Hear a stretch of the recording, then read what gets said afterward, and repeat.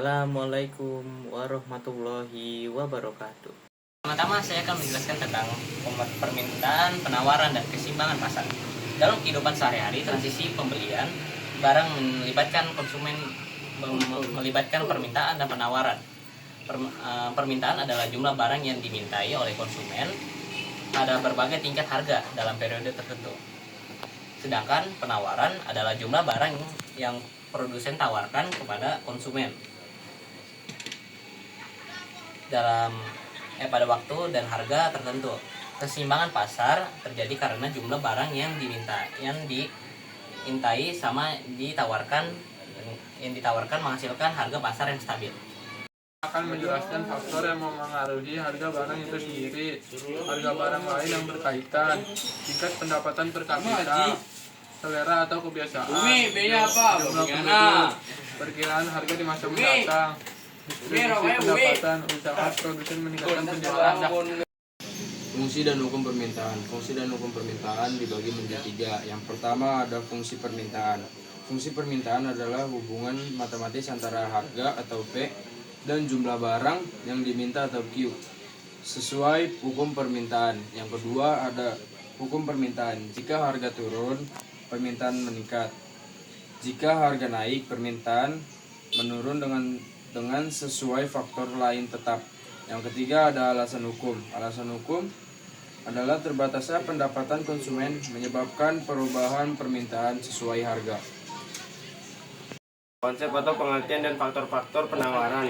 Pengertian penawaran, jumlah barang yang ditawarkan produsen di pasar pada waktu dan harga tertentu. Penawaran ini juga dapat diartikan sebagai ketersediaan penjual untuk menyediakan barang atau jasa dengan harga tertentu. Intinya, penawaran adalah konsep penting dalam ilmu ekonomi yang menggambarkan hubungan antara jumlah barang yang ditawarkan oleh produsen dengan harga barang tersebut dalam periode waktu tertentu. Lalu faktor-faktor penawaran.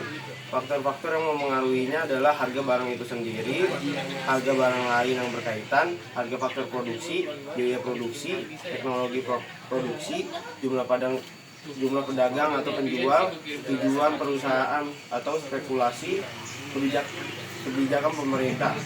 Lalu yang kedua itu ada fungsi dan hukum penawaran. Yang pertama itu fungsi penawaran, yaitu hubungan matematis antara harga penjual dan jumlah barang yang ditawarkan sesuai hukum penawaran. Lalu yang kedua itu hukum penawaran. Jika harga barang naik, jumlah penawaran bertambah. Jika harga turun, jumlah penawaran berkurang. Lalu yang ketiga itu ada alasan hukum. Produsen menawarkan lebih banyak barang saat harga tinggi untuk keuntungan maksimal dan sebaliknya. Pengertian keseimbangan pasar. Proses terbentuknya harga terbentuk dari keseimbangan antara permintaan, konsumen, dan penawaran produsen melalui tawar-menawar. Harapan produsen dan konsumen.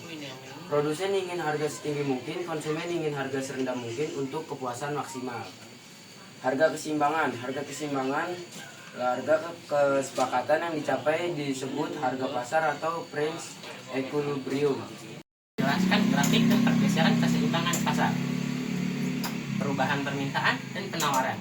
Perubahan permintaan dan penawaran. Perubahan jumlah permintaan dan penawaran menyebabkan pergeseran harga keseimbangan baru.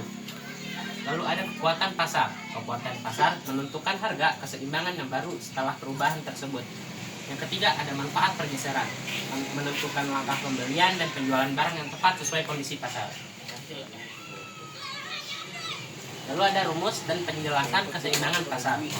Definisi keseimbangan pasar, harga terjadi saat jumlah barang yang diminta sama dengan jumlah barang yang ditawarkan. Lalu ada rumus keseimbangan.